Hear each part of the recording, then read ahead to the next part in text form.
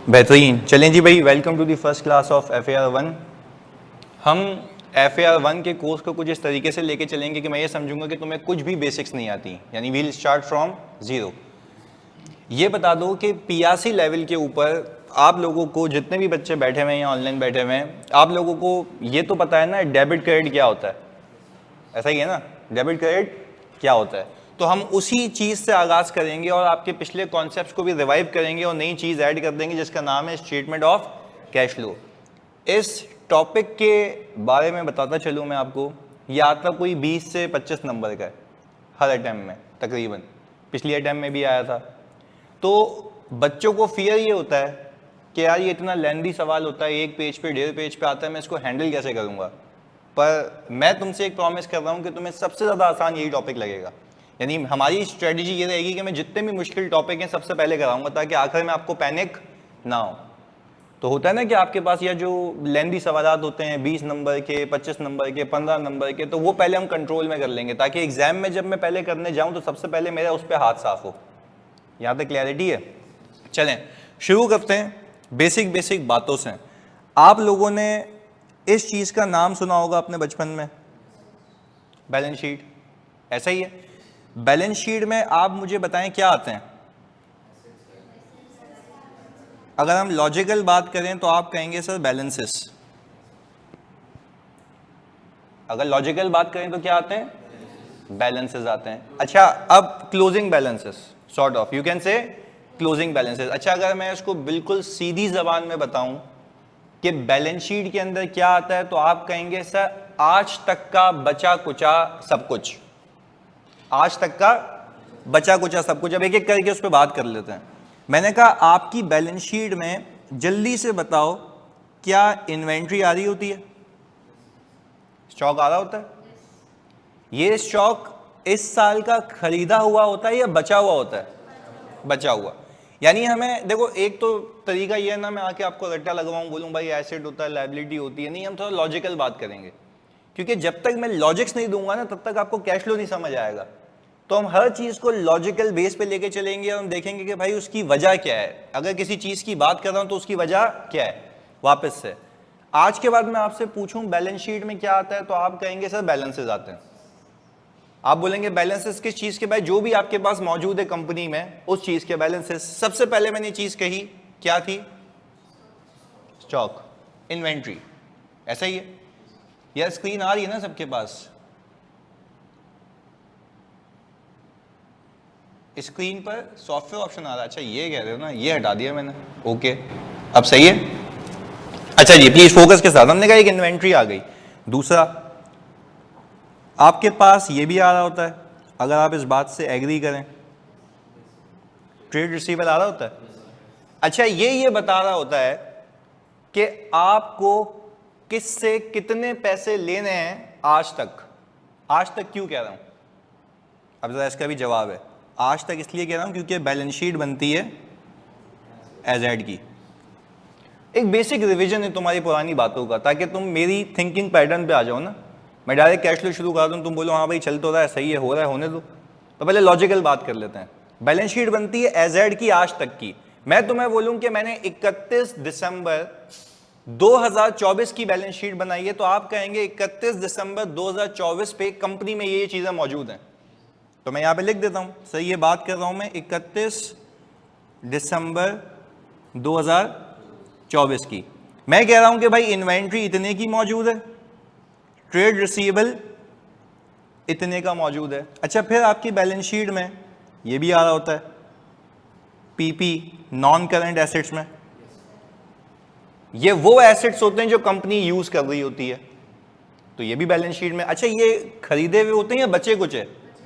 अच्छा, बचे कुछ है क्यों? क्योंकि यूज होने के बाद है। याद है डेप्रिसिएशन एक्सपेंस आता है, तो आप जब खरीदते हैं तो वो वैल्यू ज्यादा होती है, जब उसमें वियर एंड टियर होता है, यूज होता है, तो उसकी वैल्यू कम होते होते होते तो जब बच जाता है वो यहां पे आ जाता है, जब बेच देते हो तो यहां से निकल जाता है। कहने का मतलब है, समझाने का मतलब है कि बैलेंस शीट में बचे कुछ बैलेंसेस आते हैं आज तक के। यहां तक भी क्लैरिटी है? चलो भाई इसको भी हम सर्कल कर लेते हैं, फिर कनेक्ट करेंगे इसको। अच्छा, अब एक और चीज बताएं, आपके पास कैश एंड बैंक बैलेंस भी आ रहा होता है। अच्छा, अब जरा फोकस होके बताइएगा, ये कैश एंड बैंक बैलेंस ये बता रहे हैं कि इस साल आपके पास कैश कितना है या कितना मौजूद है, कितना मौजूद है। यानी बैलेंस शीट आपको बता रही है बैलेंस कि साल के आखिर में मेरे पास कितना बैलेंस कैश एंड बैंक का मौजूद है। सर सिंपल लंबी किए बगैर कहना, बैलेंस शीट बताती है आज तक के बैलेंसेस, क्योंकि वो बनती है एजेड पे, वो बनती है एजेड पे। यहां तक क्लैरिटी है, पक्की बात है। चलो जी ओके, समझ आ गई बात। हमने कहा देखिए फिर से दूसरी बला लिखी हुई, ये क्या है, प्रॉफिट और लॉस। अच्छा, अब अगर हम ये बात कहें तो इसमें कोई दो राय नहीं है कि प्रॉफिट और लॉस बनता है फॉर द ईयर। मतलब एक साल में कितना कमाया, यही है। अच्छा चलो एक एक करके बात करते हैं प्लीज फोकस के साथ। हम कह रहे हैं कि ये बताता है कि एक साल में कितना कमाया, इसको हम कहते हैं आपका प्रॉफिट एंड लॉस अकाउंट। अच्छा अब तुम जल्दी से बताना, मैंने कोई चीज बेची, उसको मैं कहता हूं सेल्स, कहता हूं। अच्छा वो आज तक की सेल है या इस साल की सेल है? वापस से साथ साथ देखो, मैं अगेन रिपीट कर रहा हूं, there will be no logic behind it. मैं कैश फ्लो शुरू करा दूं, पहले आपको फर्क सिखाना है मुझे, balance sheet, PNL, cash flow, फिर वहां से मैप करूंगा पूरा, क्योंकि ऑब्वियसली मैं ईवाई में आईएफआरएस डेस्क का पार्ट हूं, तो मुझे एक उसकी ना बेसिक बातें पता है। तो हम बिल्कुल लॉजिकली चलेंगे ताकि आप एक साथ हो जाएं फोकस के साथ। वापस से प्रॉफिट और लॉस बनता है फॉर द ईयर का। आपने पूरे साल में जितना भी माल बेचा वो आज तक की बेचने वाली चीज होगी या फॉर द ईयर की होगी? इस साल कितना कमाया भाई। अगर फॉर एग्जांपल मैं दुकान भी चलाता हूं तो मैं दुकान जब सुबह खोलूंगा और रात को बंद करूंगा तो मैं देखूंगा एक दिन में कितना कमाया, तो वो हो गई फॉर द पीरियड की सेल। ऐसा ही है, जब मैं सारे पैसे जमा कर लूं 2 साल के 3 साल के, तो मैं बोलूंगा आज तक कितना कमाया, वो कहां पड़ा हुआ होगा बैलेंस शीट में। आपके बचपन के कॉन्सेप्ट को थोड़ा सा रिवाइज करते हैं। आप लोग जो भी कमाते थे आप कैपिटल अकाउंट में फेंकते थे, याद करें, आप जो भी कमाते थे कैपिटल में जाता था। जो भी कमाते थे कहां जाता है? कैपिटल में। वो क्या होता है? जमा हो रहा होता है पैसा। वो क्या हो रहा होता है? पर क्या वो हर साल का जमा होता है? यस, क्योंकि बैलेंस शीट होती है उस दिन तक की, पीएनएल होता है फॉर द ईयर का। तो यानी इसमें क्या दो राय तो नहीं है ना कि मैं जो भी कमाऊंगा कहां फेंकूंगा? बैलेंस शीट में। सीधा सीधा बोलेंगे जो भी कमाऊंगा कहां फेंकूंगा, क्योंकि बैलेंस शीट बता रही होती है कि आज तक क्या चल रहा है। बैलेंस शीट बता रही होती है आज तक क्या चल रहा है। पहले बताओ यहां तक क्लैरिटी है? चलिए जी गुड, ओके। हमने कहा कि भाई यहां पे आपने सेल्स की,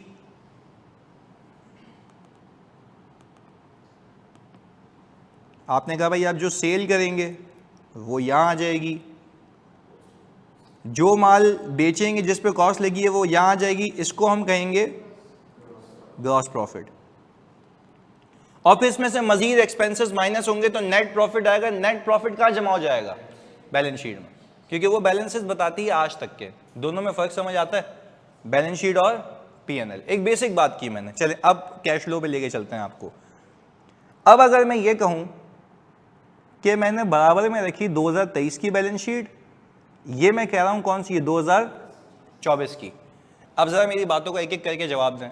मैं आपसे पूछूं, आपको ये देखना है कि मेरे पास आज तक कितना पैसा मौजूद है।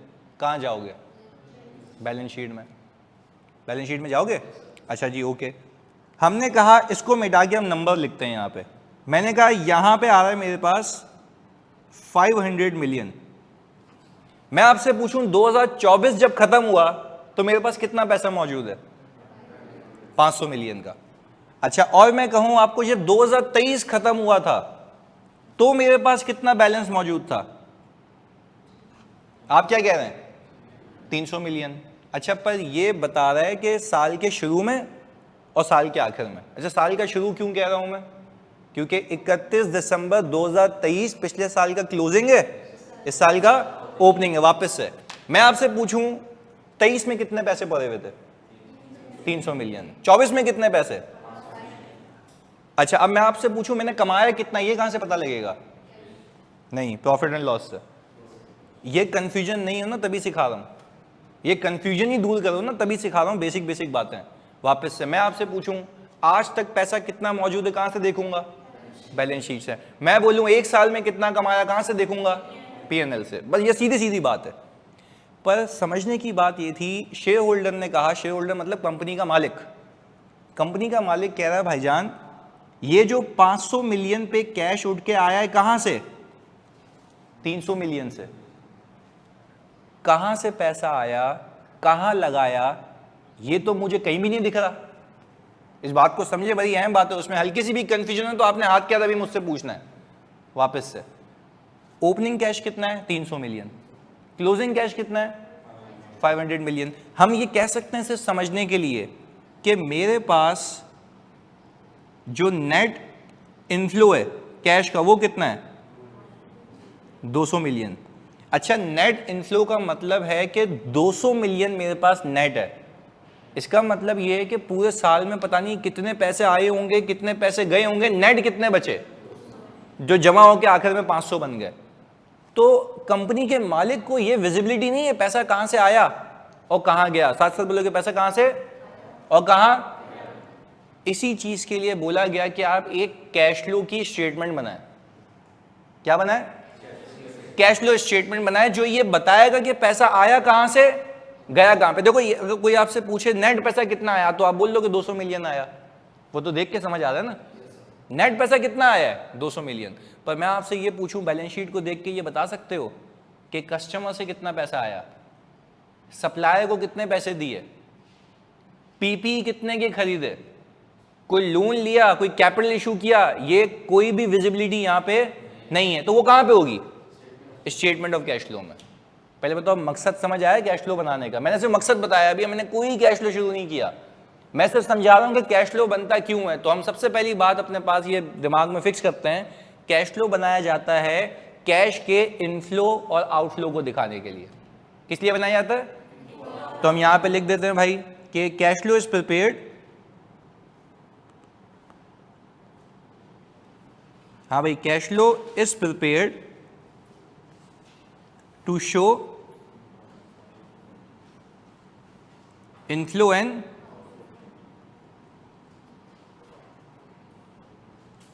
पहले बताओ ये बात समझ आई? अच्छा चलो, आज के बाद मैं आपसे पूछूं वापस से मेरी तसल्ली के लिए, आपके पास आज तक कितना मौजूद है कहां मिलेगा? 1 साल में कितना कमाया कहां मिलेगा? पीएनएल।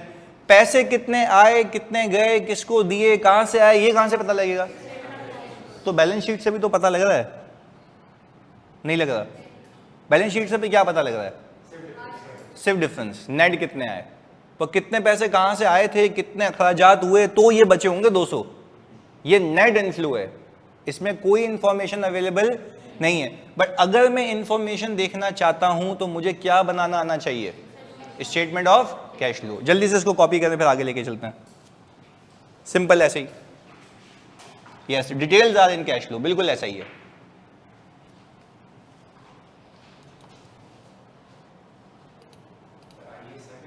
IS 7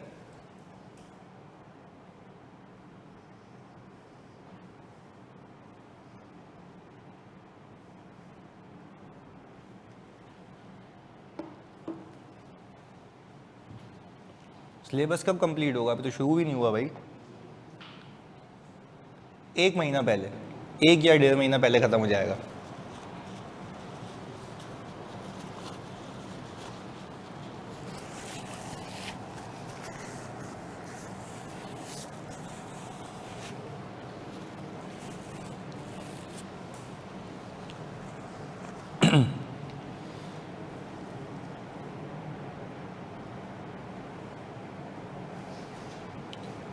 अच्छा, जैसे एमन ने पूछा sir balance sheet simply inflow show करेगा, डिटेल्स नहीं। देखो बैलेंस शीट आपको ये बताएगा कि आज तक कितना पैसा मौजूद है, और अगर पिछली बैलेंस शीट के बैलेंस को इस बैलेंस शीट के बैलेंस से कंपेयर करोगे तो आपको सिर्फ चेंज पता लग जाएगा कि या तो पैसा आया है या तो पैसा, पर वो नेट होगा।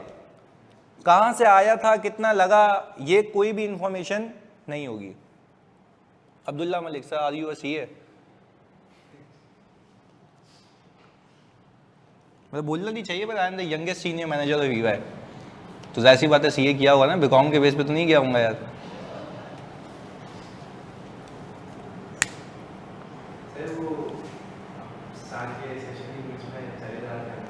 किधर चला जाता हूँ?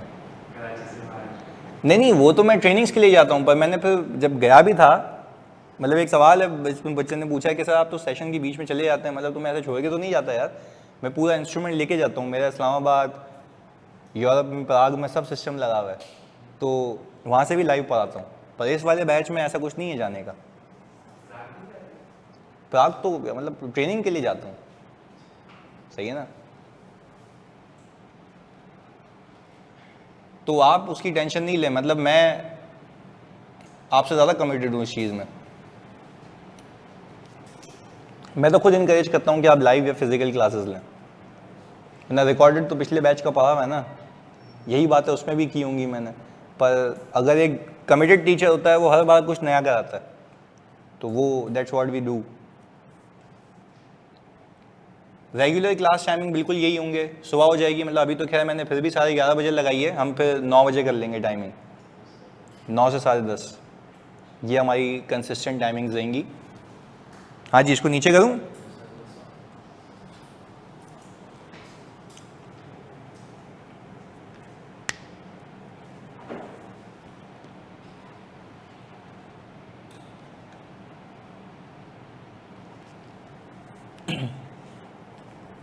यार मेजॉरिटी बच्चे ऐसे होते हैं कि जो मुझसे और सर अहमद दोनों से पढ़ते हैं, ताकि उनका कोर्स ना 2 महीने पहले ख़त्म हो जाता है।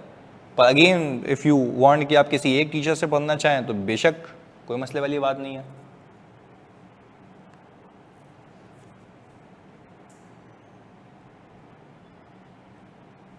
सर जॉब के साथ कैसे मैनेज करते हैं टीचिंग, वो भी 4 सब्जेक्ट्स? यार टीम है मेरी पूरी, वो काम भी करती है, मैं कराता भी हूँ उनसे काम, और टाइम मैनेजमेंट आनी चाहिए आपको बस। पोर्टल में सर ARN के लेक्चर्स थे इंट्रोडक्टरी, तो मेरा तो आज पहला है ना, तो मेरा कैसे हो सकता है? सही है, तो अभी आज आ जाएगा ना।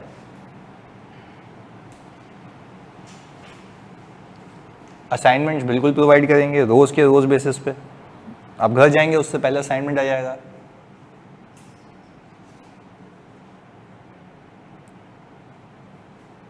अच्छा, आपने मेरे बैच पे इनरोल किया था, पर हाँ अभी इसलिए नहीं होंगे ना लेक्चर, क्योंकि मेरी तो पहली क्लास है ना आज मानूर, तो अब से आने लगेंगे ना। मैं कभी नहीं रिकमेंड करता कि पिछले जो बैच के लेक्चर्स लें आप, रीजन बीइंग के फिर वो जाहिर सी बात है पुराना है। इसको स्क्रॉल डाउन करूं?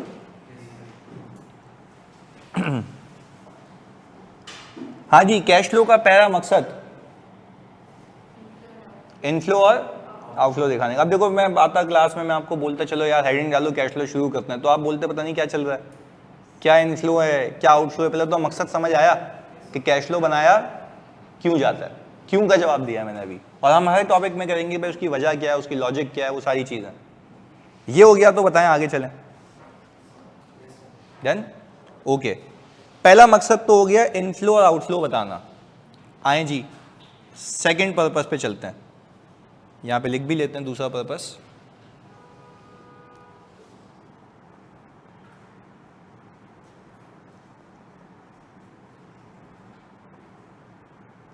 टू रिकंसाइल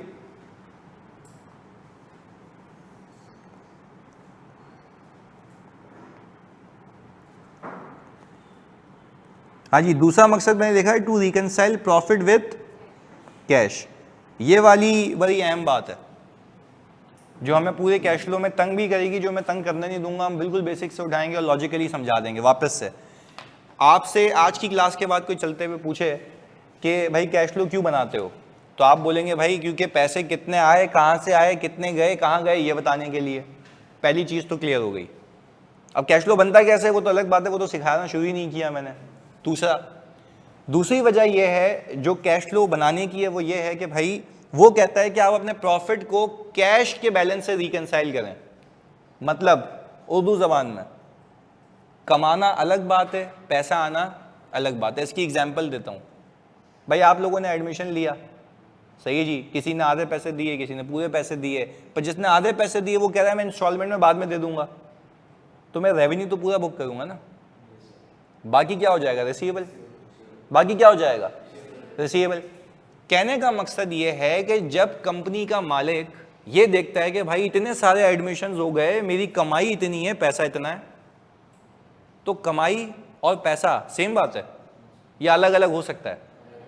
हो सकता है कि जो आपने कमाया उसमें से कुछ पैसे रिसीव ना हुए हों, तो वो क्या होंगे? रिसीवेबल। वो क्या होंगे? रिसीवेबल। तो फिर उस चीज को केटर करने के लिए भी कैश फ्लो बनाया जाता है कि आप अपने शेयर होल्डर को या कंपनी के मालिक को यह बताएं कि भाईजान कमाना अलग बात है और पैसा होना, जो पैसे कमा लिए नहीं आए उसको रिकंसाइल करके दो। किससे रिकंसाइल करके दो? कैश। यानी आप प्रॉफिट रखेंगे ऊपर, आप बोलेंगे भाई इसमें ऐसे कितने पैसे हैं जो कि रिसीव, हटा दो उसको। तो क्या वो कमाई नहीं है? कमाई है। भाई आज अगर मैं दुकान चला रहा हूँ कोई, और मैंने एग्जाम्पल दे रहा हूँ कि कोई भाई 50,000 रुपये की चीज़ें बेच दी और उसमें दोस्ती यारी भी है, जिसमें से 10,000 मुझे लोगों ने कहा कि कल ले लेना, परसों ले लेना, तो मैं क्या कहूँगा? आज की कमाई कितनी है? 40 या 50? कमा तो लिए 50, अब रिसीव कब होंगे? बाद में। तो अब मैं कैश फ्लो लेके बैठूंगा तो क्या मैं ये कहूंगा कि भाई मेरे पास कैश भी 50 का है? तो मेरी कमाई और कैश में क्या है? फर्क है। तो कमाई को कैश के इक्वल लाने के लिए आपको क्या बनाना पड़ेगा? Cash flow. या आपको ये बता रहा होगा कि भाई कितने पैसे कहां से आए और कितने पैसे आना बाकी हैं। तो वो सारी चीजें हम कैश फ्लो में केटर करेंगे। तो आज के बाद वापस से समरी, कैश फ्लो के कितने मकसद हो गए? 2। एक ये बताना कि पैसा आया कितना, कहां से आया, गया कितना, कहां गया, और दूसरा प्रॉफिट को रिकंसाइल करना है किससे? कैश के बैलेंस से। उसकी मल्टीपल रीजंस होते हैं, मैं एक एक करके समझाऊंगा। क्लैरिटी है? दूसरा वाला लॉजिक भी लिख लो इसका, ताकि हम फिर आगे चलें एग्जाम्पल पे। डन? आगे जी। अच्छा भाई, अब आपकी बेसिक को रिकॉल करते हैं वापस से। इन्वेंट्री, आपने अज्यूम करें आपने इन्वेंट्री परचेस की, तो आपने एक एंट्री बनाई होगी, इन्वेंट्री डेबिट, कैश क्रेडिट। अच्छा, ये इतनी अहम एग्जांपल है, मैं आपको ये बेड के साथ कह सकता हूं पूरे पाकिस्तान में आप किसी का कैश फ्लो उठा लो, क्योंकि मुझे इसकी बेसिस पता है। मैं ये दिमाग में फिक्स कर दूंगा अगर आपने मेरी लॉजिक पिक कर ली। आपको कुछ याद करने की नीड नहीं है, 1.5 पेज का सवाल होगा, आपसे 15 मिनट में हो जाएगा, और पूरे 20 नंबर अंदर, जो कि इस बार भी हुआ था अटेम्प्ट में। तो कहने का मतलब है you have to be patient and you have to be logically applying things in your exam. तो लॉजिक के लिए मैं एंट्री वाइज चलूंगा, सही है। आपने इन्वेंट्री खरीदी, अज्यूम करें 50,000 रुपए की, ये आ गया भाई 50,000 रुपए की इन्वेंट्री। मुझे बताएं आप लोग, ये जो 50,000 रुपए की इन्वेंट्री है, ये एसेट है एक्सपेंस है? एसेट है। हाँ जी, ऑनलाइन बोलो, जल्दी बताएं। नहीं, अभी बताएं तो सही, पहले ये वाला बताएं। एसेट है एक्सपेंस है? एसेट है। अच्छा जी, अभी आपका बात का जवाब देता हूं मैं, ये एसेट है। कॉस्ट ऑफ गुड्स सोल्ड ये तब होगा जब ये बिक जाएगा, यानी ये खर्च हो जाएगा। यानी अगर आज मैं अपनी दुकान पे कोई चीज़ ला के रखूँ, ये लैपटॉप है, मैं लैपटॉप बेचता हूँ, तो ये लैपटॉप रखा हुआ है मेरे सामने, क्या खर्च हो गया ये? नहीं, अभी मेरा क्या ही है? एसेट है।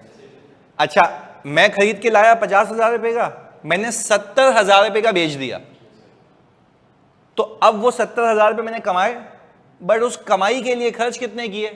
50। अब वो 50 एक्सपेंस बन जाएगा, पर वो एक्सपेंस तब तक नहीं बनेगा जब तक वो बिक नहीं जाता। तो ये इतनी बेसिक बातें हैं कि कैश फ्लो में आपको बहुत तंग करेंगी, या इवन आगे जाके यार मैं इस तरीके से, क्योंकि मुझे तो पूरा FAR 1 पता है ना, तो आगे जितने भी मसले हैं ना मैं अपने लेक्चर्स में कवर करूंगा, ताकि आगे जितनी भी मुश्किलात हैं वो सारे कॉन्सेप्ट्स यहाँ पे कवर हो जाएं। क्योंकि मैंने प्रॉमिस किया है कि भाई सारे जो इंपॉर्टेंट एरियाज हैं, ये लेंदी टॉपिक्स हम पहले करेंगे। चलें जी, यहाँ तक बात क्लियर है? क्या ये जाके मेरी बैलेंस शीट में जमा हो गया होगा? पक्की बात है? चलें ओके, आगे सुने। फिर मैंने कहा इसके बाद एक और चीज़ करते हैं। मैंने कहा यही माल उठा के मैंने बेच दिया, यही माल उठा के मैंने बेच दिया, तो मैंने एक एंट्री बनाई होगी, सेल की तरफ बनाते हैं यहाँ पे एंट्री। हाँ भाई, बैंक डेबिट, चेक कीजिएगा, ट्रेड और सेल्स क्रेडिट। मैंने कहा ये 90,000 आ गया, ट्रेड रिसीवेबल आ गया 20,000 रुपये का, ये कितना आ गया? 70,000 रुपये का। यहाँ तक कोई मसला? अच्छा देखो दो चीजें हुई हैं, अब फिर यहां पे एक और एंट्री बनाऊंगा मैं, जरा फोकस होके देखिएगा।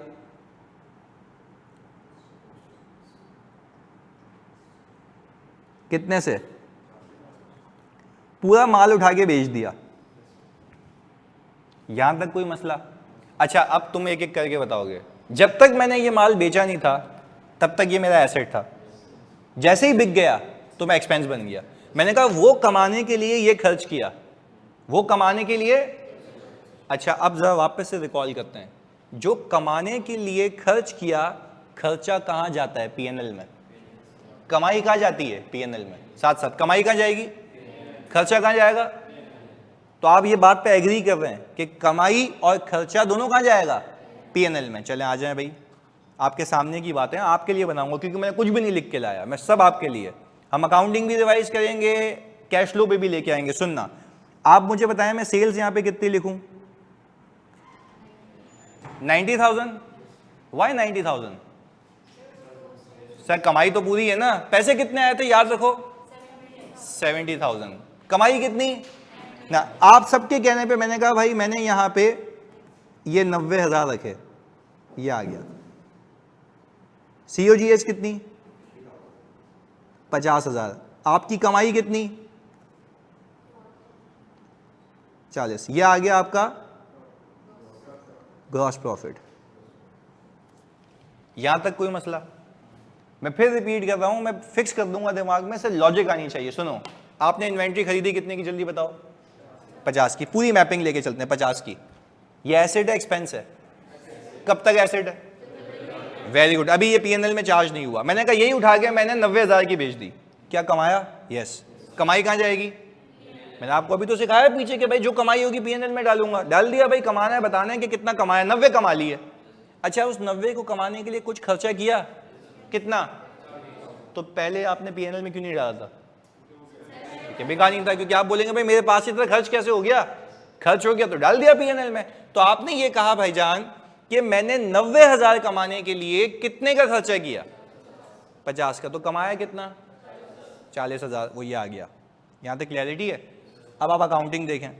हमने कहा हम अज्यूम करते हैं कि 2023 और 2024, हम कह रहे हैं अज्यूम करें कि आपकी जो इन्वेंट्री है, आपकी जो इन्वेंट्री है ओपनिंग भी 0 थी, अभी भी 0 है।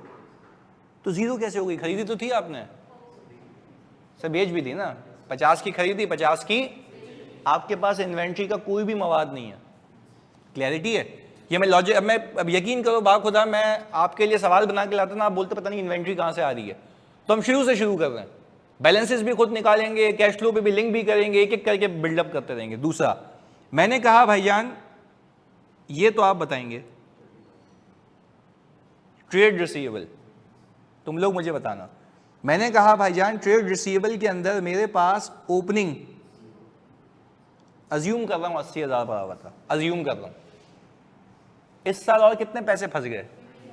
20,000। क्लोजिंग कितना हो जाएगा? 1 लाख। यहां तक कोई मसला है तो बताएं। ये 80 से 1 पे कैसे पहुंचा? रिसीवेबल्स ऐड हो गए होंगे, क्योंकि मैं अकाउंटिंग भी सिखा रहा हूं साथ साथ, ताकि कैश फ्लो से लिंक कर पाऊं। यहां तक भी क्लैरिटी है? आए आगे देखते हैं। वापस बता देते हैं। देखो भाई, आपने इस साल सेल की थी 90,000 की, पैसे कितने आए थे? 70। बच कितने गए? 20। क्या ये 20 मेरे पिछले रिसीवेबल में ऐड हो जाएगा? अज्यूमिंग कि पिछला कुछ भी रिसीव नहीं हुआ। क्लैरिटी है? एमन अब बताएं जल्दी, क्लियर है? यही पैसे रिसीवेबल में जाके पार्क हो गए, क्योंकि बैलेंस शीट तो बैलेंसेस बताती है ना कि अब कितना लेना है। तो अब कितना लेना है? 80 या 1 लाख? 1 लाख। 20,000 ऐड होने के बाद ये अकाउंटिंग चल रही है। मैं बाखुदा बता रहा हूं, कैश फ्लो आपके लिए नाइट में बन जाएगा अगर अकाउंटिंग के बगैर करोगे। अकाउंटिंग बता रहा हूं, उसके इंपैक्ट बताऊंगा, कैश फ्लो यूं क्लिक हो जाएगा। ये मेरा वादा है। अभी देखो अगले 10 मिनट में क्या होता है। इधर ये क्लियर है? चलें जी, ओके, ये भी बात समझ आ गई। अब मैं आ गया, कौन सा बैलेंस है भाई? Cash and bank. कैलकुलेटर आपके पास होना चाहिए, जरा मुझे आप बताएंगे। मैंने कहा मेरे पास ओपनिंग कितना है? 350। जरा मैपिंग करें। 350 में से आप याद करें आपने 50,000 रुपए की इन्वेंट्री खरीदी थी, ऐसा है 50,000 रुपए की। तो क्या वो 50,000 रुपए की इन्वेंट्री का कैश चला गया होगा? हमने तो एंटर नहीं किया ना, हम खुद कर रहे हैं। तो 350 में से 50 हटा दो, 3 बच गया, ऐसा ही है। अच्छा, फिर आपके पास कैश कितना आया? 70,000 रुपए। कितने का? 70,000 रुपए। मुझे एक बात बताएं, जब 70,000 रुपए का कैश आया तो वो कैश में प्लस हो गया होगा। तो आज तक का कैश कितना है? 370, ऐसा ही है। यानी देखें 350 से शुरू हुए थे, 370 हुआ। अभी एक मजे की बात बताऊं, इन दोनों का डिफरेंस लोगे ना तो आपके पास, प्लीज सुनना, देखो वापस से 350 था, 50 गए, आए कितने? 70। तो भाई 50 गए, आए 70, तो 70 कहां से आए? जो बेचा था माल उससे आए। अच्छा मुझे बताएं, आपके पास नेट कितना दिख रहा है? 20,000 रुपए, ऐसा ही है। इसको हम कह रहे थे नेट कैश इनफ्लो। ये कहां से दिख रहा है? बैलेंस शीट से। अच्छा, अब पूरी मैपिंग वापस से करते हैं। जल्दी से बताना है मुझे, मेरी तसल्ली के लिए, इन्वेंट्री खरीदी कितने की थी? 50 की। बेची कितने की? 90 की। उसमें से पैसे कितने आए? 70। ये भी बात समझ आ गई। अच्छा, जो पैसे आने से रह गए वो रिसीवेबल में पार्क हो गए। और जो कैश की मूवमेंट थी, 350 से शुरू हुए थे, 350 में से 50 माइनस किए, 70 ऐड किए, यहां पे आ गया। अच्छा, प्रॉफिट कितना दिख रहा है? 40,000 रुपए का। अच्छा, अब मैं बना रहा हूं स्टेटमेंट ऑफ कैश फ्लो। सबसे पहले आप यहां पे लिखते हैं प्रॉफिट बिफोर टैक्स। कितना? 40,000 रुपए। कितना आ रहा है? 40,000 रुपए। अच्छा भाई, अब जरा फोकस होकर देखिएगा, समझिएगा बात को। मैं यहां पे देख रहा हूं कि 40,000 रुपए आ रहा है, जबकि मेरा नेट कैश इनफ्लो कितना आ रहा है? देखो भाई, अब शेयर होल्डर बोल रहा है, कंपनी का मालिक बोल रहा है, भाई मुझे नहीं समझ आ रहा है क्या चल रहा है कंपनी में। कमाई तुम बता रहे हो कितनी है? 40। वापस से, कमाई तुम बता रहे हो कितनी है? 40 की है। यहां तक क्लैरिटी है? कमाई कितनी बता रहे हैं? पैसा आता हुआ कितना दिख रहा है? 20। तो यार ये तो समझ ही नहीं आ रहा यार, तुम लोग बता सकते हो? बता सकते हो? कुछ पैसे फंस गए थे, सोचो। रिसीवेबल फंस गया था, कितने से? तो आपको पता है स्टेटमेंट ऑफ कैश फ्लो, देखो दिमाग में कैसे फिक्स होगा। Statement of cash flow IAS 7 ये कहता है, when ever your receivable increases deduct it from the cash flow. When ever your receivable increases deduct it from the cash flow. कैसे deduct करेंगे अभी बताता हूं, आ जाओ जी। आपने कहा यहां पे आप माइनस करेंगे इंक्रीज इन रिसीवेबल। कितना? कैसे इंक्रीज निकाला आपने? सर आप एक सिंपल काम करें ना, बैलेंस शीट में जाके देखें, इन दोनों को कंपेयर कर लें। आपका बैलेंस 80 से किस पे आया है? 80 से किस पे आया है? इसका मतलब समझते हो? आपने अपने प्रॉफिट में, अब देखो लॉजिकल बात करूंगा मैं, आपने अपने प्रॉफिट में कितना डाला? 90। पैसे कितने आए? कितने नहीं आए? कहां जमा हो गए? तो तभी तो वो कैश फ्लो वाला कह रहा है, IAS 7 ये तो कह रहा है आपको कि भाईजान आपके पैसे जितने इंक्रीज होते हुए दिखें, वापस कह रहा हूं, आपको पैसे जितने इंक्रीज होते हुए दिखें, कहां इंक्रीज होते हुए दिखें? बैलेंस शीट में कहां इंक्रीज होते हुए दिखें? तो उसका मतलब यह है कि आपने इस साल माल बेचा है, पैसे कमाए, बट वो रिसीव, अब साथ साथ बोलोगे, देखो अब लॉजिक कनेक्ट करता हूं मैं। क्या वो कमाई आपके प्रॉफिट में है? यस। क्या वो कमाई प्रॉफिट में है? पर क्या वो कैश में है? हटा दो यार उसको। तो इतनी लंबी जो मैंने की थी ना, वो सिर्फ ये समझाने के लिए की थी कि एक लाइन लिखी हुई है कैश फ्लो में, whenever your receivable increases deducted from the cash flow. क्योंकि वो पैसे कमा तो लिए हैं बट वो रिसीव नहीं हुए। पहले बताओ ये कहानी समझ आती है? पक्की बात है ऑनलाइन, तो जल्दी से बताओ। तो हमने क्या किया? हमने सबसे पहले शुरू किया कहां से? प्रॉफिट बिफोर टैक्स से। मैंने कहा ये प्रॉफिट बिफोर टैक्स है, ये मेरी आज तक की कमाई है, इस साल की कमाई है। आज तक की, इस साल की, इस साल की कितनी की कमाई है? अच्छा, अब इसको थोड़ा सा ना मैं चेंज भी करता हूं, अपने जार्गन्स को भी चेंज करूंगा। क्या मैं कह सकता हूं मैंने अपने बिजनेस से 40,000 कमाए? ऑपरेशंस है ना, खरीदना बेचना क्या ही है? ऑपरेशंस। तो अब मैं अपने वर्ड्स को, अल्फाज को चेंज कर रहा हूं। मैंने ऑपरेशन से कितने कमाए? 40। पर आज मैं तुमसे ये पूछता हूं, क्या मैंने अपने ऑपरेशन से जो 40,000 रुपए कमाए, क्या पैसे लेके भी 40 आया हूं या 20 आना रह गए? अच्छा 20 आना रह गए, तो जो 20 आना रह गए हैं वो कैश में तो आए नहीं है। तो अपने शेयर होल्डर को ये बताओ ना, कंपनी के मालिक को ये बताओ कि भाई कमाना अलग बात है, पैसे आना। तो आप क्या नजूमी हैं, आपको कैसे पता लगेगा कितने पैसे फंस गए? बैलेंस शीट से।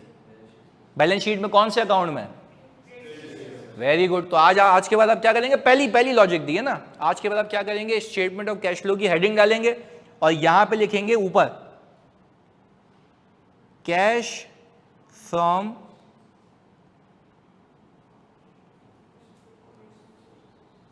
Operating activities. यानी मैं ये अपने शेयर होल्डर को बताना चाह रहा हूं कि मैंने जो अपने ऑपरेशन से पैसे कमाए हैं वो कितने आए कैश की मद में। तो जल्दी से मुझे बताओ, प्रॉफिट बिफोर टैक्स उठाया, वो पूरी कंपनी का प्रॉफिट है आज तक का, एक साल का, एक साल का। अच्छा अब तुम लोग मुझे बताओगे लॉजिकली, क्या कमाई और कैश सेम बात है? अलग अलग है। पहली वजह क्या है? रिसीवेबल। पहली वजह क्या है? रिसीवेबल। तो आप मुझे बताएं, हम क्या नजूमी हैं, हमें पता होगा कितने पैसे नहीं आए? कहां जाके देखूं? वेरी गुड, बैलेंस शीट में। बैलेंस शीट में जाके देखूंगा, ओपनिंग को कंपेयर करूंगा क्लोजिंग से। ओपनिंग कितना था, क्लोजिंग कितना है? लग रहा है कि पैसे फंस गए। कितने पैसे फंस गए? तो अब लॉजिक भी लगाई, मैंने कहा यार 20,000 फंसने का मतलब है कि इस साल सेल किए ज्यादा, पैसे आए, तो कितने पैसे फंस गए? ये रहा। अब तुम अल्लाह को हाजिर नाजिर जान के बताओ, मैं तुम्हें डे 1 पे आता, अभी आता खाली क्लास में, और मैं बोलता माइनस कर दो, तुम्हें कभी समझ आती बात नहीं? पर एंट्री से समझ आया कि सेल की, पैसे जमा हुए, इन्वेंट्री आई, तो समझ आ रहा है कि ये यहां पे चिपका हुआ अमाउंट। क्लैरिटी है? तो अब सबसे पहले कैश फ्लो का मकसद क्या है, जल्दी बताओ? इनफ्लो और आउटफ्लो दिखाना। दूसरा मकसद क्या है? रिकंसाइल करना। तो अब देखो ना, यहां पे जैसे ही आपने इसको माइनस किया तो आपके पास यहां पे आ गया कैश फ्रॉम ऑपरेशंस। कितना जी? तो अब ये उससे मैच है, ये इससे मैच है। पहले मैच क्यों नहीं था? पहले तो ट्रेड रिसीवेबल तो हमें पता ही नहीं था कि क्या कॉन्सेप्ट होता है। अब क्लियर है? तो अब हमने कहा कि भाई वापस से प्रॉफिट उठाएंगे। प्रॉफिट में हो सकता है कि कोई मसला हो। अच्छा मसला इन द सेंस कि कोई एरर नहीं होगा, मसला ये होगा कि उसमें कुछ पैसे ऐसे होंगे, कुछ कमाई ऐसी होगी जो कि रिसीव। और खुद तसव्वुर करो यार, आपने जब सेल की थी 90 की थी, क्या वो 90,000 पीएनएल में गए थे? हाँ या नहीं? तो आपका प्रॉफिट हो गया 90 पे। पर आप मुझे बताएं, क्या उस 90 के अगेंस्ट में कैश भी 90 आया है या 70 आया है? कितने बच गए? कहाँ चले गए? रिसीवेबल में। तो रिसीवेबल से ही देख लेना। तो आपको एग्जामिनर ऐसे एंट्री नहीं बनवाएगा। एंट्री तो मैं सिखा रहा हूं, पर एंट्री इसलिए सिखा रहा हूं ताकि लॉजिक समझ आए। क्लैरिटी है? तो हम सबसे पहले क्या करेंगे, प्रॉफिट उठाएंगे। प्रॉफिट के नीचे लिखेंगे हेडिंग कैश फ्रॉम। अब हम उसको अपने शेयर होल्डर को बता रहे हैं, मालिक को बता रहे हैं कि भाई मैं ऑपरेटिंग एक्टिविटीज, अपने ऑपरेशन से कितना पैसा आया वो तो मैं निकाल के दे रहा हूं। तो शेयर होल्डर बोल रहा है भाई तो प्रॉफिट ही तो कैश होगा। क्या वो सही कह रहा है? नहीं। क्यों क्यों गलत कह रहा है वो? क्योंकि सर कमाई अलग है, पैसा आना अलग है। तो मुझे अगर ये देखना है कि क्या कोई प्रॉफिट और कैश में डिस्पैरिटी है, तो मैं कहां चला जाऊं? बैलेंस शीट में। बैलेंस शीट में रिसीवेबल अगर इंक्रीज होते हुए देखें, व्हाट डज इट इंडिकेट? कि अब इसको उर्दू में बोलते हैं कि सेल हो गई, पैसे नहीं आए। और भी सही करें, कमाई हो गई, पैसे नहीं आए। तो कमाई हो गई तो पीएनएल में चली गई, तो प्रॉफिट ज्यादा है, नीचे कैश, तो क्या करेंगे? इसको माइनस कर देंगे। क्लैरिटी है? कॉपी करें इसको जल्दी से यहां से।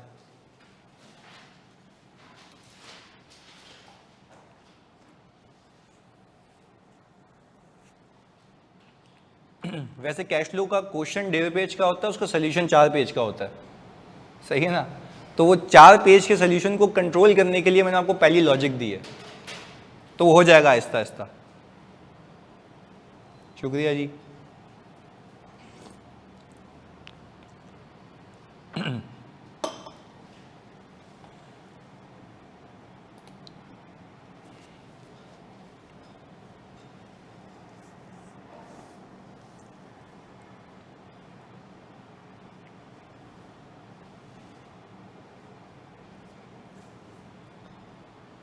नीचे कर लूं?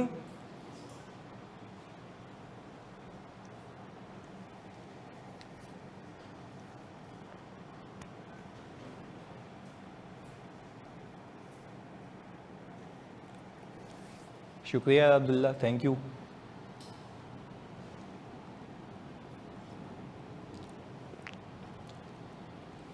अच्छा, again while you guys are writing, सच बताओ कॉन्सेप्चुअली क्लियर है? मतलब आपको इतनी सी भी कोई इफ एंड बट्स होना कि यार सर ये वाली बात लॉजिक नहीं बनती। मतलब एक तो ये ना मैं बोलूँ IFRS में लिखा हुआ है, तो वो कुरान तो नहीं है जो मतलब यकीन कर लोगे कि जो है सही है। IFRS है ना, इंसान ने लिखी है, तो उसके पीछे क्या होगी? लॉजिक। तो आप लॉजिक पूछेंगे मुझसे, सर बोले भाई ये नहीं समझ आ रहा सर, मुझको दूसरी लॉजिक दे, तीसरी एग्जाम्पल दे, चौथी दे, पांचवी दे। मैं खुद कह रहा हूँ आई am the part of IFRS desk, मुझसे बेहतर नहीं बता सकता तुम्हें। और ये सेल्फ ऑब्सेशन में नहीं बता रहा, मेहनत की है इसलिए बता रहा हूँ। सही है, तो ये बात याद रखिएगा बस। सर पोर्टल पर कंप्लीट लेक्चर आएंगे, वहाँ जाकर लिख लें।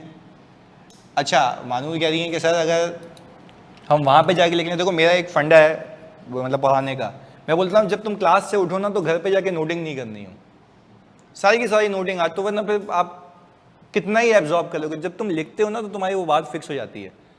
तो सारी बातें जो मैं कह रहा हूँ, जो एग्जाम्पल्स कह रहा हूँ, वो लिख लिया करें आप। सही है। IFRS डेस्क का मतलब क्या है? अच्छा, IFRS डेस्क का मतलब ये होता है कि जो IFRS लिखा जाता है ना, तो अगर पूरी दुनिया में EY में कोई अकाउंटिंग इशू आता है तो वो हम तक आता है, तो उसको फिर हम सजेस्ट करते हैं कि भाई इसका मतलब ये है, आपने ये सही किया है या नहीं किया। तो वो पूरी गाइड होती है, सजेशंस होते हैं, ओपिनियंस होते हैं। सही है, ये है IFRS डेस्क का मतलब। ऊपर कर लें, ये आ गया ऊपर।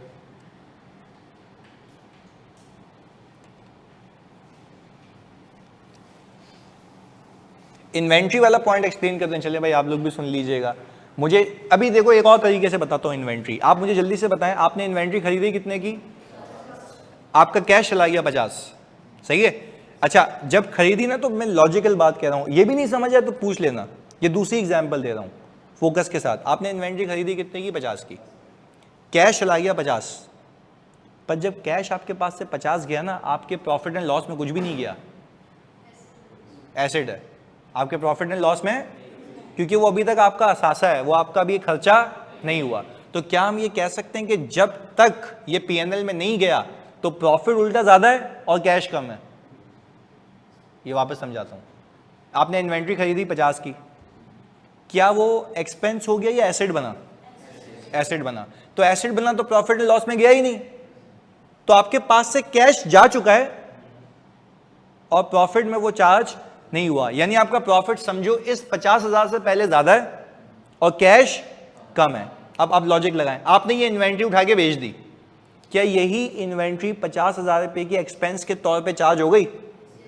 अब लॉजिक देखें, 50,000 एक्सपेंस में भी आ रहे हैं, 50,000 कैश में भी आ रहे हैं, वो भी माइनस ये भी माइनस, दोनों रिकनसाइल्ड है, कोई पंगा नहीं है। पहले बताओ यहां तक क्लैरिटी है? मैं तभी तो कह रहा हूं अकाउंटिंग समझो तो तुम्हें कैश फ्लो समझ आ जाएगा। हम वहां बचपन में रट्टा तो लगा के आते हैं, चल भाई कैश जब इन्वेंट्री फेंकी COGS। अच्छा, एक बच्चे ने मुझे कहा ना कि भाई ये तो COGS है, तुम लोगों ने क्या सीखा है पता है? Opening plus purchases minus closing is equal to COGS। ये सीख के आए हो ना भाई, ओपनिंग प्लस परचेजेस, इसको क्या कहते हैं? Cost of good available for sale. इसमें से क्लोजिंग माइनस करो तो COGS आ गया। भाई उसकी लॉजिक तो समझ लो कि जो माल बेचने के लिए मौजूद था, जिसमें से बच गया, बाकी क्या हुआ? बिक गया। तो वो अकाउंटिंग एंट्री वाइज चलते हैं। प्लीज सुनिएगा वापस से, मैंने कहा आप मुझे बताएं 50,000 रुपए की इन्वेंट्री जैसे ही आप सबने बेची, क्या वो एक्सपेंस बन गई? हाँ या नहीं? उससे प्रॉफिट क्या हो गया? आपका कैश भी 50 से कम है। क्या कोई डिस्पैरिटी है या मैच है? मैच है। अब आए सेल पे, सेल कितने की हुई? 90 की। तो प्रॉफिट में कितना? 90। कैश में कितना? 70। कितने का फर्क आ गया? 20 का। तो मैं कह रहा हूं पेपर में इतना टाइम तो नहीं होगा एंट्रियां सोचोगे, ये तो मैंने सिखाया। पेपर में देखो भाई प्रॉफिट उठाया, देखो कोई रिसीवेबल तो इंक्रीज नहीं हो रहा। अच्छा, रिसीवेबल इंक्रीज हो रहा है मतलब ये सेल हुई है और पैसे माइनस कर दो भाई। पर लॉजिक है उसके, अब तुम्हारा दिमाग चल रहा होगा हाँ यार ये हुआ होगा, सेल में गए होंगे पैसे जो कि कैश में रियलाइज, तो प्रॉफिट में आ गए, कैश में नहीं आए, मैं क्या करूंगा?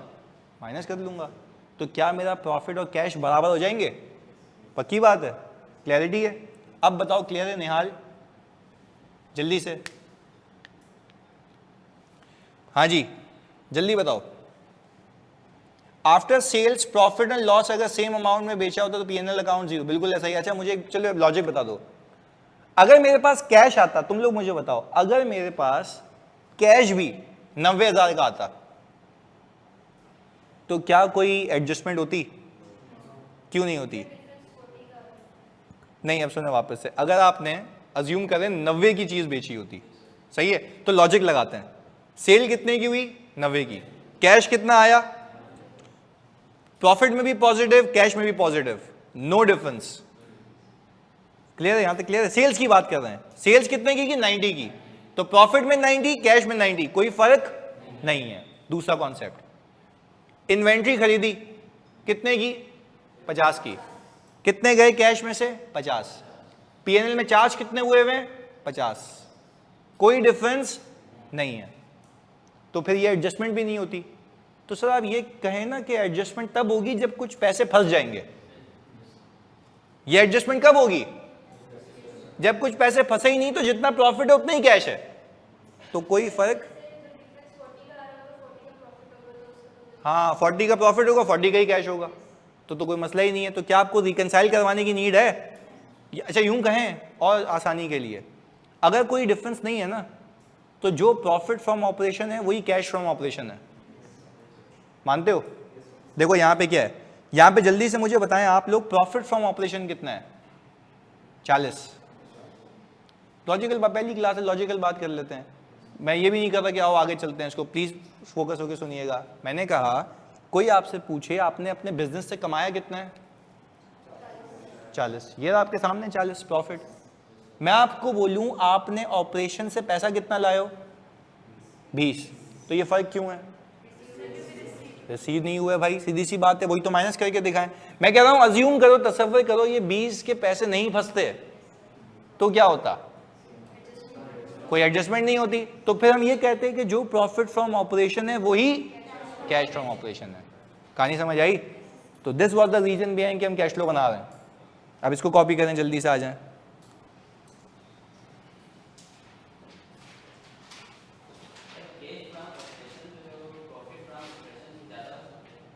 हो सकता है, अभी कराऊंगा ना आगे। हाँ, पिछले साल के पैसे जब आएंगे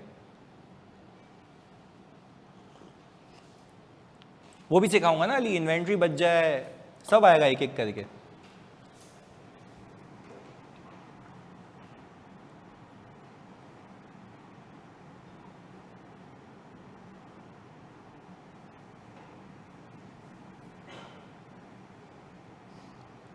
लास्ट पॉइंट बता दूं जो 3 मिनट में बता देंगे। लास्ट पॉइंट मैंने ये बोला कि अगर आप पहले मानो ये बताओ कि आपका प्रॉफिट फ्रॉम ऑपरेशन कितना है, जल्दी बताओ लिख के। What is your profit from operation मानूर, जल्दी बताएं। आपने अपने ऑपरेशन से यानी बिजनेस से कितना कमाया? 40,000, ये रहा, ऐसा ही है। ओके, 40,000 प्रॉफिट से कमाया। मैंने कहा आपसे मैं पूछूं, हाँ वेरी गुड, अब आपसे मैं पूछूं मानूर कि आपने जब प्रॉफिट फ्रॉम ऑपरेशन यानी ऑपरेशन से 40,000 रुपये कमाए, तो क्या आपके पास कैश भी 40,000 रुपये आया? नहीं। उसमें से कितने पैसे फंस चुके हैं आपके? 20, आपने माइनस कर लिए। तो हम कह रहे हैं कि कोई आपसे पूछे आपने कमाया कितना ऑपरेशन से, आप बोलेंगे 40। कोई आपसे पूछे ऑपरेशन से पैसे आए कितने, आप बोलेंगे 20, क्योंकि 20 आने से रह गए। यहां तक क्लियर है मानूर? ये मैंने बात इनको बताई बच्चों को रिवीजन में। फिर मैंने एक और बात सिखाई इनको, मैंने कहा आप तसव्वुर करें कि ये रिसीवेबल नहीं होता, तो फिर हम क्या कहते हैं, जो प्रॉफिट फ्रॉम ऑपरेशन है वही कैश फ्रॉम ऑपरेशन है। तो कैश का डिफरेंस भी 40 दिख रहा होता और प्रॉफिट में भी 40 होता, तो कोई मसले वाली बात ही नहीं है, सभी इक्वल है। क्लियर है? तो ये वाली बात बताई मैंने। ओके, जब रिसीवेबल रिसीव हो जाए तो क्या होगा भाई, वो तो फिर अगली कहानी है ना, पहले एक कहानी तो एब्जॉर्ब करें फिर अगली कहानी पे चलेंगे। इन्वेंट्री में 0 क्यों लिखा है? क्योंकि हमने कहा ओपनिंग कुछ भी नहीं थी, तो जो खरीदी वो कहाँ गई? वो भी बेच दी, तो मेरी इन्वेंट्री में जमा ही नहीं हो पाई वो। क्लियर है? तो ये रीजन है। सही है भाई? अब सोचें ऐसा टॉपिक आप आखिर में करें, तसव्वुर करें सिर्फ कि ऐसा कैश फ्लो का टॉपिक है जो 1 या 1.5 पेज का सवाल आता है, जिसके 4 पेजों की तो आपकी वर्किंग होगी, तो आप क्या कहते हैं कि आखिर में करना चाहिए शुरू में? शुरू में तो हम वो बेसिक बनाते बनाते इंशाल्लाह भी चीते हो जाएंगे। तो मैं कोई ऐसे सीन नहीं करूँगा, मैं सवालों के पलंदे ला के यहाँ पे चिपकाऊंगा, बोलूँगा करो शाबाश, लॉजिक दूंगा, खुद सवाल बनाएंगे साथ साथ और खुद उसको सॉल्व करेंगे ताकि समझ आए। जो होमवर्क्स होंगे वो आपने करने होंगे। अच्छा, होमवर्क्स भी ऑटोमेटेड होंगे, यानी आप क्लिक करेंगे आपको सीधे सीधा आंसर मिल जाएंगे। जो आपका अमाल नामा होगा वो उसी वक्त सामने आ जाएगा। सही है, तो आज ही से मिलने शुरू हो जाएंगे। इजी लगा वैसे? Thank you. क्रेडिट वैसे मुझे जाता है, इसको करें।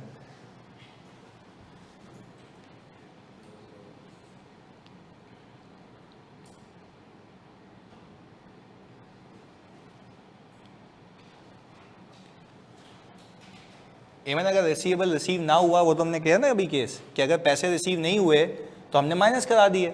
हमने बोला कि हमने बेच तो लिया पर हमें पैसे नहीं मिले, नहीं कमाई हो गई, ये प्रॉफिट में आ गया, कैश में नहीं आया। सिर्फ मैपिंग करो दिमाग की, प्रॉफिट में है कैश में नहीं है, माइनस कर दो रिसीवेबल को देख के।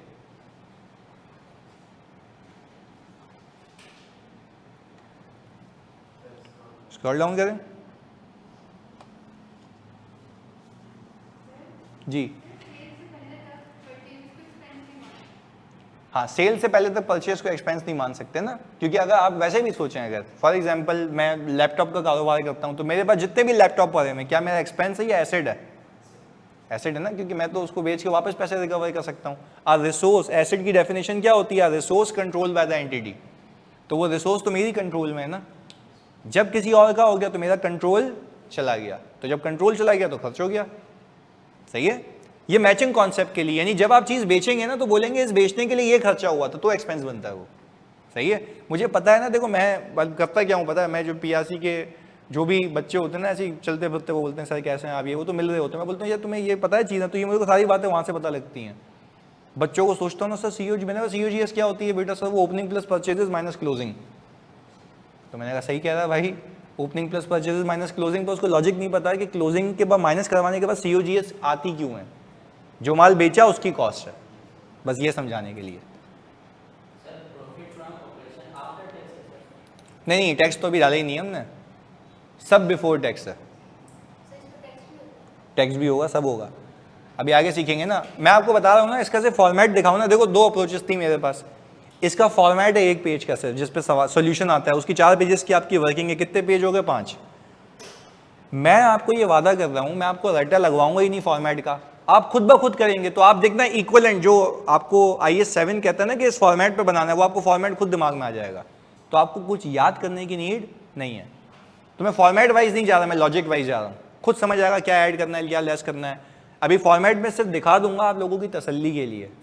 सही है, चलो अब इतना इंसिस्ट कर ही रहे हो तो 1 मिनट रुको, खाली वो दिखाऊं फिर आगे चलते हैं हम।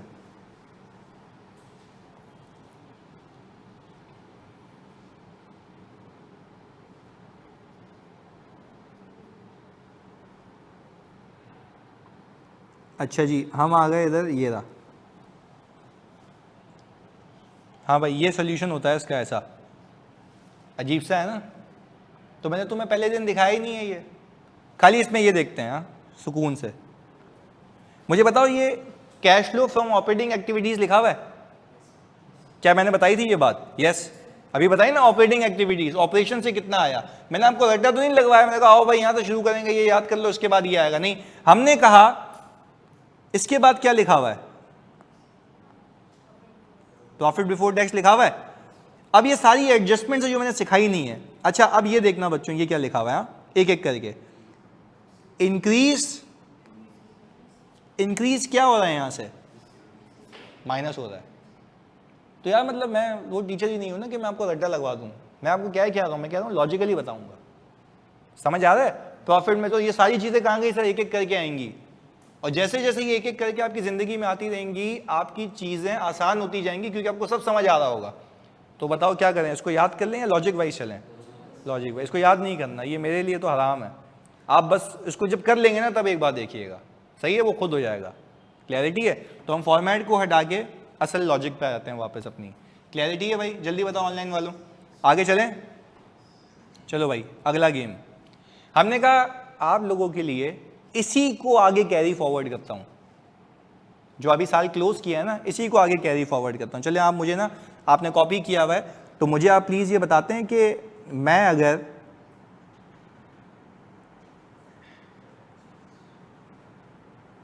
बैलेंस शीट बनाऊं तो हमने लास्ट ईयर 2024 क्लोज किया था, तो इन्वेंट्री थी कोई नहीं, तो लिखनी भी नहीं है मुझे, है ही नहीं, तो बिला वजह क्यों अपनी लाइन ज़ाया करूँ यहाँ पे, सही है। दूसरा, क्या आपके पास मेरे बच्चों ट्रेड, ये बड़ी टेक्निकल बात होगी आपके समझने के लिए, और मैं वादा करता हूँ ये भी आसानी से समझाऊंगा, फोकस होके देखें। ट्रेड रिसीवेबल कितना था आपके पास? 1 लाख। अब देखो अगेन मैं आपको ये बात समझाऊं, मैं फिर सवालात बना के लाता ना, आपको समझ ही नहीं आता, अब आप खुद कर रहे हो, हाँ यार पैसे ये फंसे हुए थे, ये आ गए आगे। कैश एंड बैंक था हमारे पास,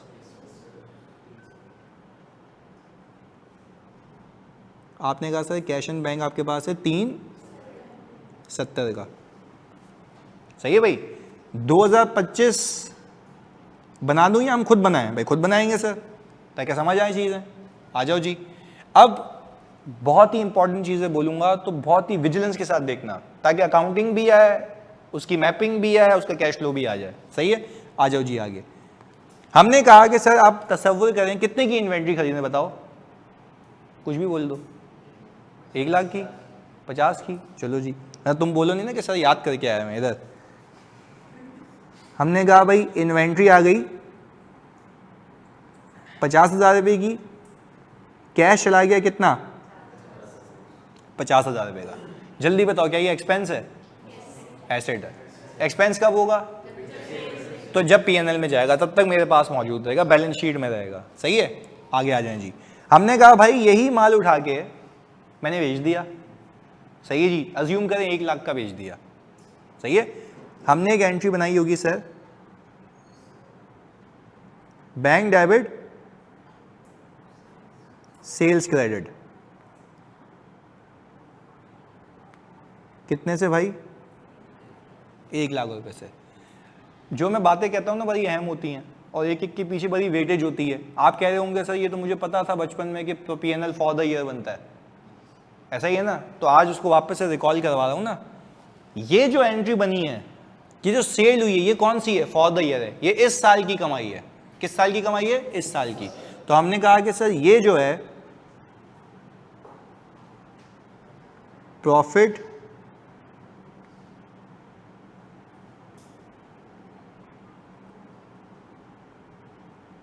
फॉर द ईयर 2025, या सेल्स देखते हैं ना, सेल्स प्रॉफिट में ही जा रही है अल्टीमेटली, तो सेल्स फॉर द ईयर 2025 की, क्लियर है। अच्छा, अब हुआ क्या, जैसे ही आपने ये माल बेचा आपको याद आया भाईजान वो माल तो निकालो जो इन्वेंट्री में रखा हुआ है, कहाँ फेंक दें उसको? एक्सपेंस में। खर्च हो गया ना, अभी ये कमाने के लिए खर्चा भी तो किया है। तो हमने कहा कि भाई आपने यहाँ पे COGS कितने से? 50,000 रुपये से, ऐसा ही है। चलें, अब मसला यहाँ नहीं था, मसला तो अभी डाल रहा हूँ मैं इसमें। आपके पिछले पैसे थे, अब रिकवर होंगे। मैंने कहा भाई, अब मैंने कहा बैंक डेबिट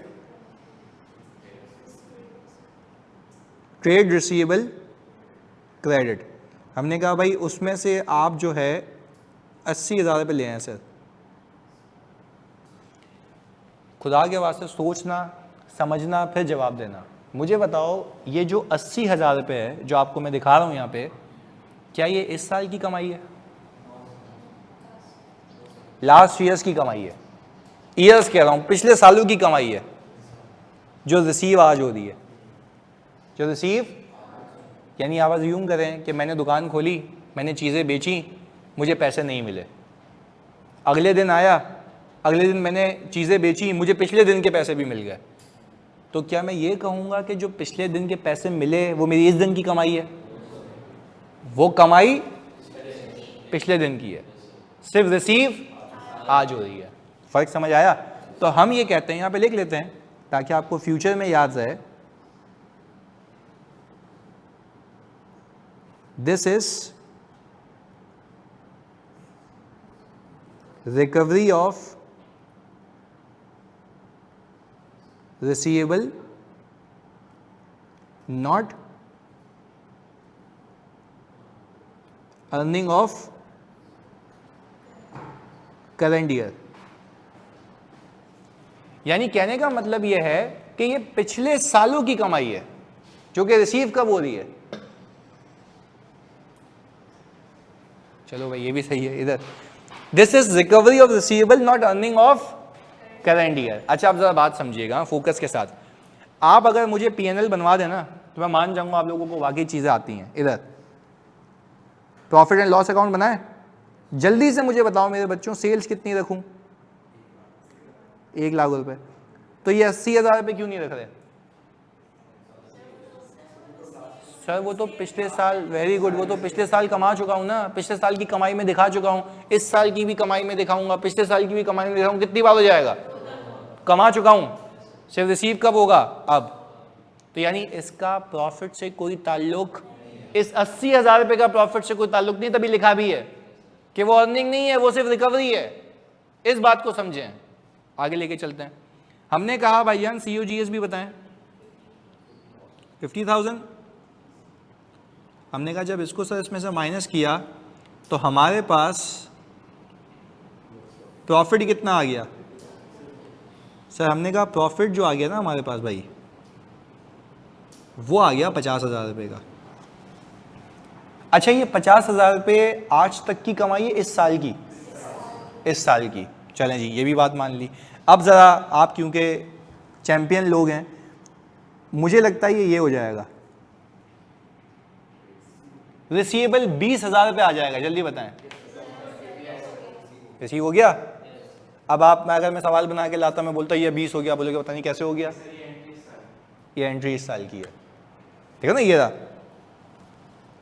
इस साल बनाइए ना, तभी तो बोल रहा हूँ लॉजिकली चलो तो खुद समझ आएगा चीजें कहाँ जा रही हैं। अब तुम्हें सवाल भी दे दूंगा ना बैलेंस शीट वाला, तुम्हें समझ जाएगा अच्छा ये पैसे रिकवर हो गए होंगे इस साल, तो लॉजिक चल रही है पीछे। आ जाओ जी आगे। हमने कहा कैश एंड बैंक, कैलकुलेटर निकाल लें। कैश एंड बैंक 370 से शुरू हुआ था, आपने माल कितने का खरीदा? 50 का, माइनस करो, फिर पैसे कितने आए? 1 लाख रुपए सेल के, और कैसे पैसे कितने आए? 80,000 रुपए, कितने हो गए? 5 लाख, 550, चेक कर लो एक बार, 5 लाख एग्जैक्ट।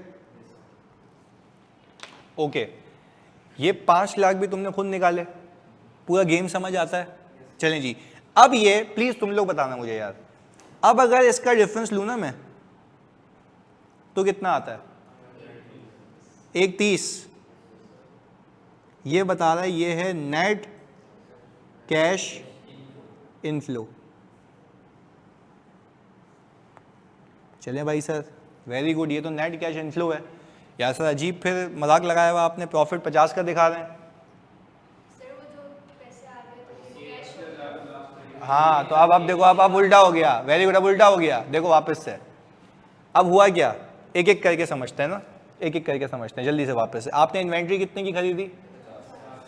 और जहां कंफ्यूजन हो वहां पे रोक के पूछ लेना, अभी पूरी मैपिंग करवा रहा हूं वापस। आपने इन्वेंट्री कितनी खरीदी? 50 की, ये बन गया एसेट, कैश चला गया, यही 50 एक्सपेंस के तौर पे चार्ज हो गया, तो प्रॉफिट से भी 50 माइनस, कैश में से भी, अभी इंपैक्ट 0, रिकनसाइल्ड है ना।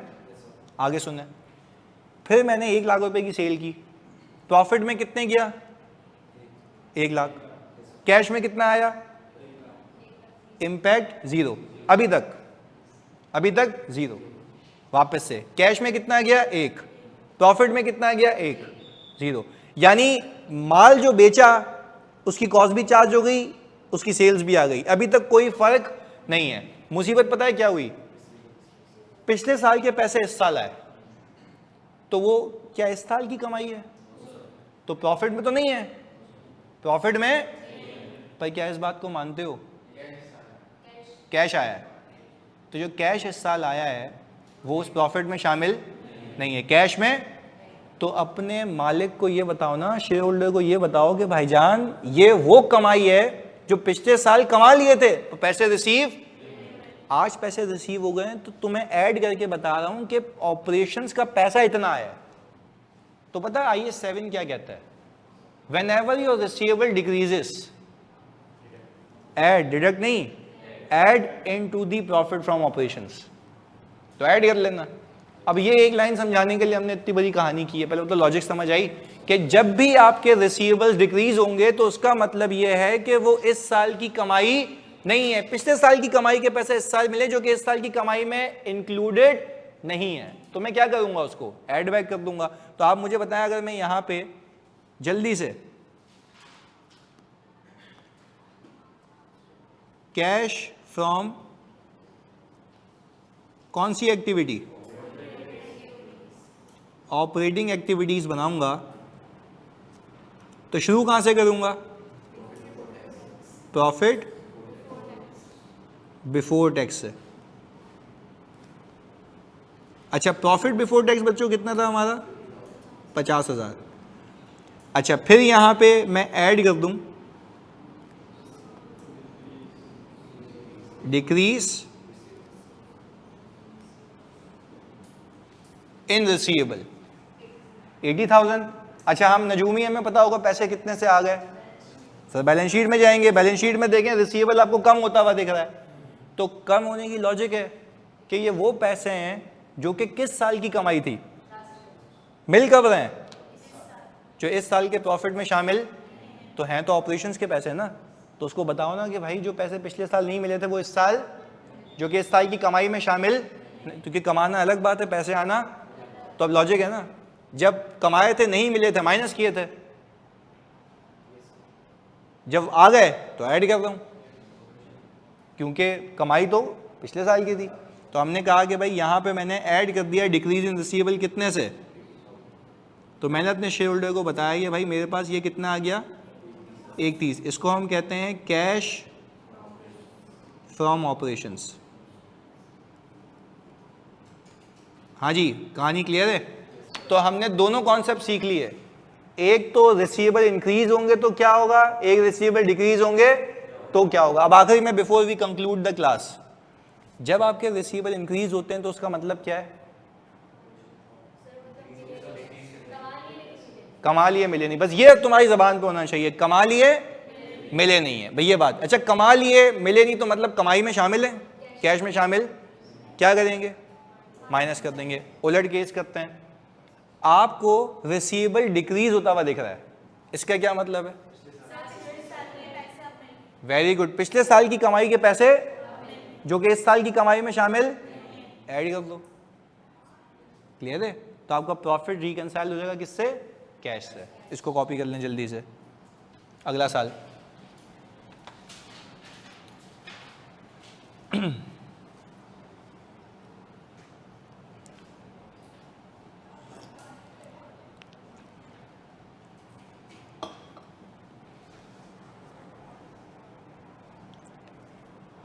$370 वाली का बैकग्राउंड बता दूं, 370 तो पिछले साल का कैश है ना मानूर, जो पिछले साल हमने निकाला था, जो कैश बच गया था पिछले साल, तो वो है ना।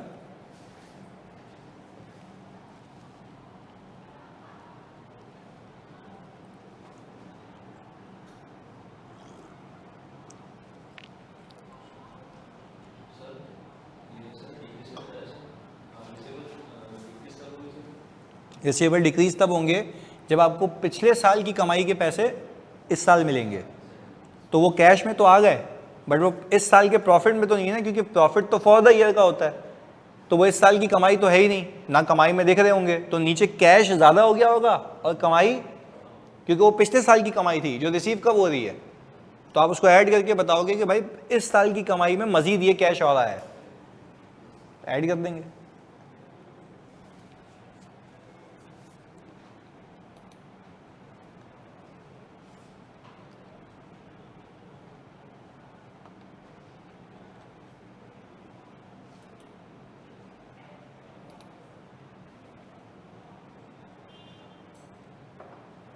वो तो नेट हो जाएगा ना, हो रहा है इसमें,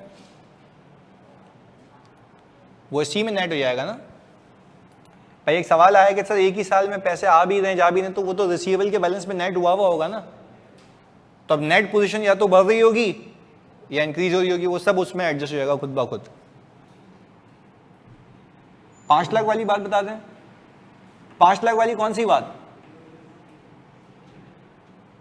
मेरी बुक कहां से मिलेगी, अभी हम आपको बता देंगे।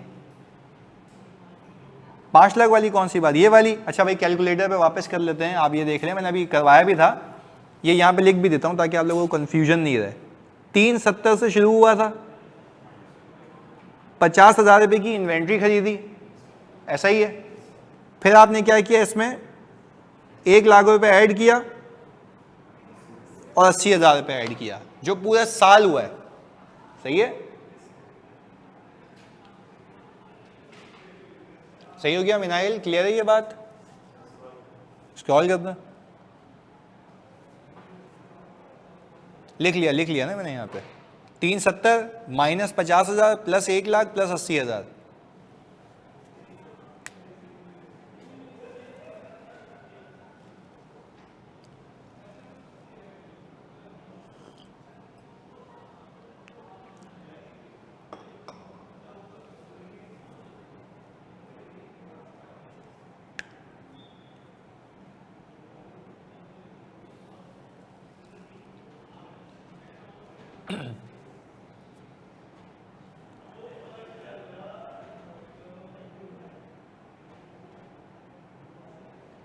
ये लिखा हुआ मटेरियल पोर्टल पे अवेलेबल होगा, पोर्टल पे भी होगा, ड्राइव पे भी होगा, अभी मैं अपलोड करा दूंगा क्लास के बाद,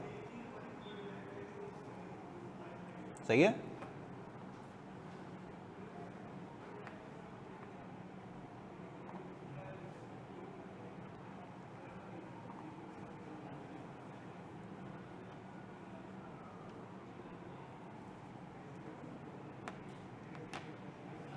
ग्रुप में दूंगा होमवर्क, बिल्कुल। आप जैसे ही क्लास खत्म होगी उसके अगले 1 घंटे में आपके पास होमवर्क आ जाएगा।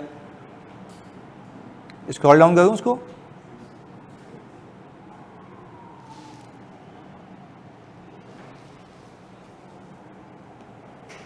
एक 30 कैसे आ रहा है, कौन सा 130?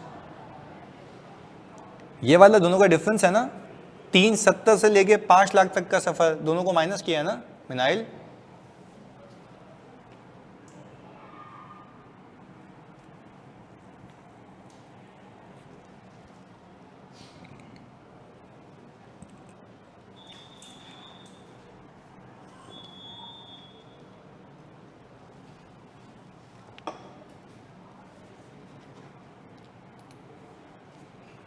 हाँ जी, चलें आगे। हेमंत कह रही हैं आपके लास्ट ईयर में जब रिसीवेबल नहीं मिला था तो इससे डिडक्ट किया होगा ना सर, लास्ट ईयर में ही? बिल्कुल ऐसा है भाई। हेमंत कह रही हैं जब लास्ट ईयर में ये पैसे नहीं मिले थे तो आपने कैश फ्लो बनाते वक्त इसको क्या किया था? अच्छा, इसलिए क्योंकि आपने अपने शेयर होल्डर को बताया कि भाई ये तो पैसे आए ही नहीं है, तो आपने बता दिया ये कैश पड़ा हुआ है भाई। अब वही पैसे इस साल क्या हुए, रिसीव हो गए, तो हमने क्या किया, उसको एड बैक कर दिया, क्योंकि वो इस साल के प्रॉफिट में शामिल, क्योंकि पीएनएल बनता है फॉर द ईयर का, तो फॉर द ईयर की कमाई में नहीं है। हमने कहा कैश तो आ गया ना, तो ऐड कर दो उसको, बोलो भाई ऑपरेशन का अब कैश इतना आया, क्योंकि ये रिकवरी किस साल की है, पिछले साल की है, पिछले साल की है, जो कि मिले कैसे, कब है, इस साल। क्लियर है अमन? तो खैर आपने अभी समरी क्या है इसकी, समरी ये है कि आपने जब भी कैश फ्लो का सवाल करना है तो बैलेंस शीट में आपने रिसीवेबल पे नजर रखनी है। साथ साथ बता दो, इंक्रीज होगा तो क्या करेंगे, डिडक्ट कर देंगे, और डिक्रीज होगा तो ऐड कर देंगे। क्लियर है? ये था भाई आपका कैश फ्लो का।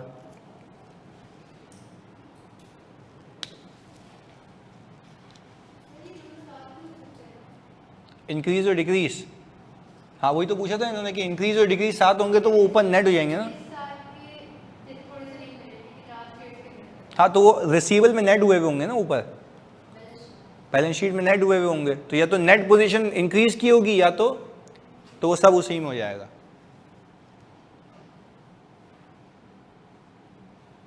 रिसीवेबल अगर कभी मिले ही नहीं तो राइट ऑफ हो जाएगा, उसके क्या करना है वो आगे सिखाते हैं।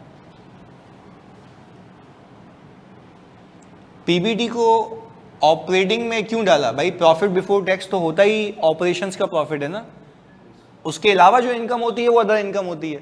तभी तो मैं कह रहा हूं कि ऑपरेटिंग एक्टिविटीज हैं ये, कि ऑपरेशन से कितना पैसा आया, तभी तो नाम इसका ही है।